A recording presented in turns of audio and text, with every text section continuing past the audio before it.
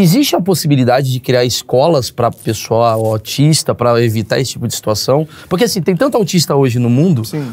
né? É 1 a cada 36. Porra, é muita gente. 1 a cada 36. Então, já tem a possibilidade de criar escolas. Tem, mas não é bom negócio. Por quê? Me explica. Porque assim, a probabilidade de ter um autista é 1 em 36? Então, ou seja, numa sala de aula, que geralmente tem 40, 50 alunos, existe uma probabilidade de... Que é o que toma bullying. E geralmente é o cara que senta ali no corner, que fica entre uma parede e outra, ele fica sozinho, quietinho, escrevendo. Então, toda sala de aula vai ter 1 ou 2, assim, pelo número que a gente tem, pela média.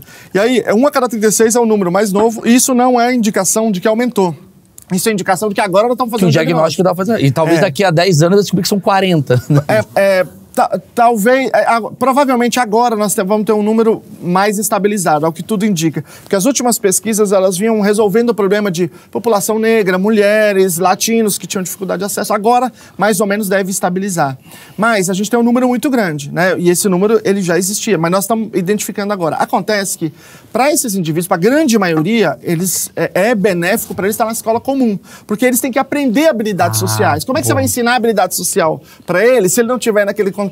Só que você não pode jogar ele na sala e falar assim, boa sorte, camarada. Tá aí os caras do bullying. Não Puta, tem mas condição. é muito foda, cara. Você tem que fazer duas coisas ao mesmo tempo. Você tem que fazer o trabalho com os bullies, com todo mundo, para aumentar a conscientização, e você tem que fazer grupo de habilidade social. Mas você tá falando pra jovem ser consciente, cara. Cara, mas sabe o que é o lance? O lance é o seguinte, o bullier, quando o bullier vai fazer o bullying, ele tem muita relação com as outras pessoas que estão assistindo. Então, se você atingir uma parte dessas pessoas, você inibe o cara. E aí você tá falando também para professores, para inspetores, porque alguém tá vendo, alguém tá naquele contexto. Então, você consegue inibir de uma maneira bem estrutural.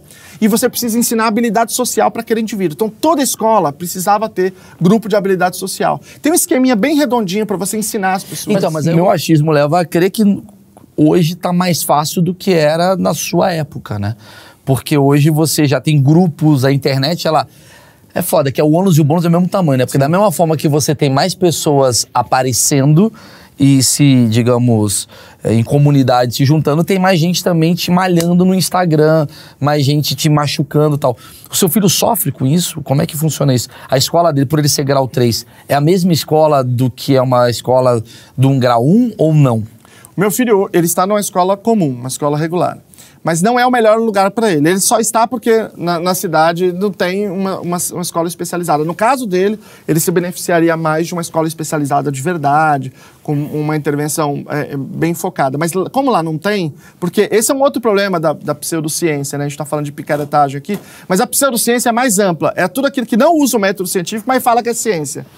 Então, na educação especial, isso é muito importante, é muito comum. Então, as pessoas dizem assim, não... tem que estar todo mundo na escola comum. Mas cadê os dados? Cadê as pesquisas? Onde é que foi medido isso? E as pesquisas dizem o contrário, que a grande maioria tem perfil para estar na escola comum, mas não todos. Então, o caso do meu filho é um caso grave, um caso severo, e ele se beneficiaria mais dessa escola especializada, mas não tem na cidade, então ele está na escola comum. Os outros alunos protegem muito ele, porque visivelmente ele é uma criança coisa que a gente com falou, mais né? dificuldade, ele tem um acompanhante junto com ele, que está apoiando, então ele acaba não sofrendo tanto, ele é mais cuidado ali naquele ambiente do ele é o querido, né? Ele é o cara que é acalentado. Mas veja, ele poderia, por exemplo, cerca de 50% apresenta comportamentos agressivos. Não é o caso dele, assim, usualmente. Mas se ele apresentasse, ele poderia ter um pipinaço na escola. Por isso que eu acho que não é sobre maldade o bullying. O bullying é sobre ignorância. Porque você vê, o cara que é o bullier, o maior bullier que tem com você, se ele vê o teu filho, ele protege. Porque ele vê ali e fala assim, o cara tá ali precisando de mim. Você fala, esse cara é idiota. Não, ele também tá. Então o que você tá me falando, que você abriu minha cabeça, e abriu a cabeça de muita gente aqui nesse papo, às vezes aquela pessoa que tá ali, digamos, no mundo dela, tá tranquila, às vezes um pouco mais, digamos, antissocial, talvez ela esteja o mesmo sofrimento do que o teu filho, né? Digamos, de aceitar... Quer dizer, até mais sofrimento que o teu filho. Porque não, o teu filho, ele é acolhido. Todo mundo gosta dele, todo mundo brinca com ele. Basquete, põe teu filho pra brincar. Agora, o moleque do grau 1, cara, ele tá ferradão. Porque ele não tem nem o acolhimento, né? E nem os benefícios, né? Ele tá ferrado. É a pior coisa que tem. E mesmo que se alguém maltratar o meu filho, se alguém xingá-lo, por exemplo, e ofendê-lo, isso não produz sofrimento porque ele não entende. O grau 1 entende. Entendi. É pior então ainda. ele percebe, ele tá vendo tudo. Quando ele é rejeitado, quando ele é excluído de uma festa, meu filho não percebe se alguém faz uma festa e ele não é chamado. Mas o cara com grau 1, ele percebe, ele dói, ele chora, ele fica machucado com aquilo, né? Então, o sofrimento ele é ainda mais amplificado nesses casos.